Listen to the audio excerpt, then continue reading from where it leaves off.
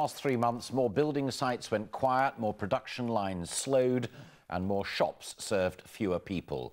Worse than predicted, it combined to root Britain in its deepest and longest recession since the 50s. David Cameron admitted today's GDP figures were disappointing, but showed the extent of the difficulties faced here and across the Eurozone. Labour leader Ed Miliband said everyone in Britain is paying the price for the government's inaction. However, some economists say the figures don't square with the growth in jobs and what many companies are saying about levels of activity. So what is going on? Our political correspondent Romilly Weeks has looked at the numbers and heard from the key people. It didn't half rain on the Queen's pageant, and now we find that a combination of our terrible weather recently and the extra bank holidays for the Jubilee had a dampening effect on the economy too.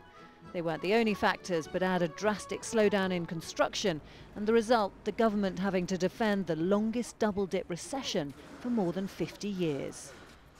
Well, these are obviously very disappointing figures, and they show the extent of the economic difficulties that we're grappling with, not least the situation right across the Eurozone where, our neighbours are also really struggling.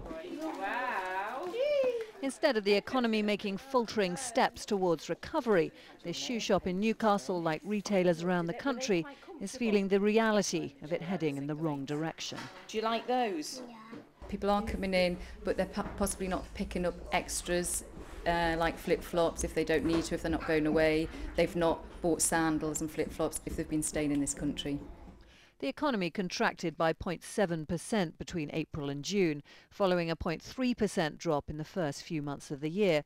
That's the biggest quarterly fall since the depths of the financial crisis in 2008-9. I think the government now faces some difficult choices. Does it stick with its fiscal austerity plans and possibly push the UK further into recession? Or does it do a U-turn on those plans and try to boost the economy and then perhaps risk the markets reacting quite badly to the fact that it's rowing back on its fiscal plans? Despite some positive news on jobs today, a new contract for intercity express trains will create 900 and Jaguar Land Rover is expanding its workforce. The GDP figures are ammunition for the opposition, demanding a change in strategy. There is another way. There are other things this government could do. They are choosing not to do it. And every month that goes by and they choose not to take action is a month when families, businesses and people right across our country are paying the price of their failure. This week the government is launching a big push for British business during the Olympics.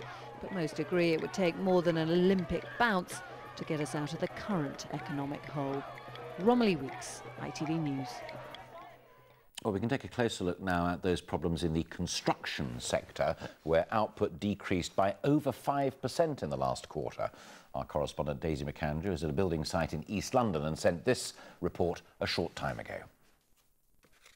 They are terrible figures, even worse than last quarter, where construction dropped by nearly 5%. And if you compare this quarter with this time last year, well, a whopping 10% has been wiped off output.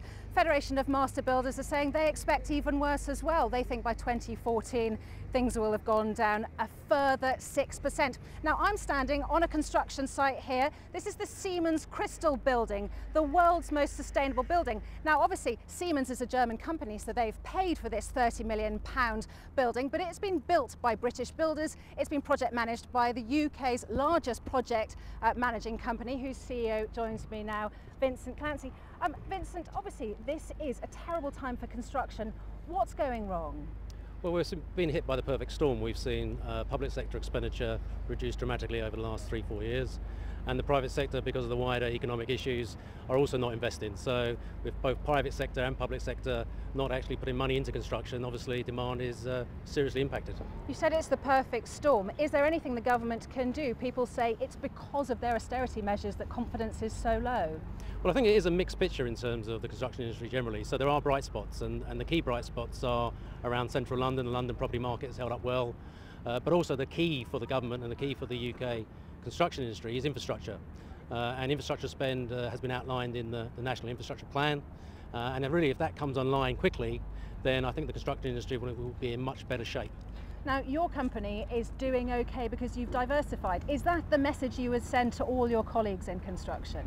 Absolutely. I think the first thing you need to do is to obviously change your business model. We started that process actually a long time ago, but we diversified internationally, so 60% of our revenue now comes from overseas. But also we tackle many more sectors of the construction industry. So we work in oil and gas, mining, infrastructure and property, and that's really helped us to get quite a resilient set of results. All right, Mr. Clancy, thank you very much. Well, this company and this building is a success, but obviously many bad stories from construction coming out today. Daisy McAndrew reporting there, and our business editor Laura Koonsberg joins me now in the studio. You spoke to the Chancellor this morning. Is there, in your mind, really no way they're going to change tack? I think no budging, no shifting, no way. He's absolutely clear that, in his view, the problems that we're experiencing have not been caused by what the government's done in the last couple of years. They've not even, interestingly, tried to be swept away by the government today by talking about the Jubilee or the weather. The Chancellor struck a rather different tone today, saying this was about the depths of the long-term problems that we got into in the run-up to 2008. In a sense, he was saying it's not been us, Gov.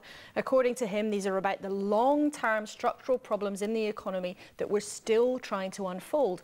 Now, of course, many of our viewers think it might be a bit rich him saying that. The coalition's been in charge for more than 2 years now, and many people believe that the state we're in has an awful lot to do with the decisions that they've made. Not the fact that cuts could have been avoided, but about where cuts have actually been made and the impact that has had. But when I spoke to him a bit earlier, he was adamant that they're very much sticking to the same course.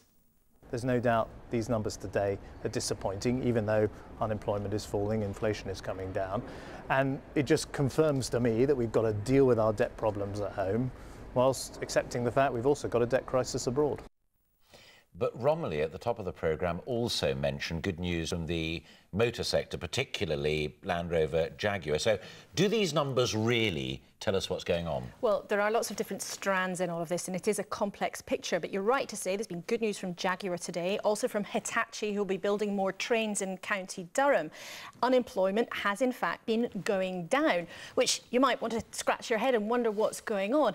But unemployment often lags behind what is actually going on in the rest of the economy. And even though there is a lot of scepticism about numbers from the GDP, the GDP numbers from the Office for National Statistics, the truth is they're the most comprehensive set of figures we have. And by any measure, 3 quarters in a row, 9 months with those figures going in the wrong direction is absolutely not the course that we want to be on.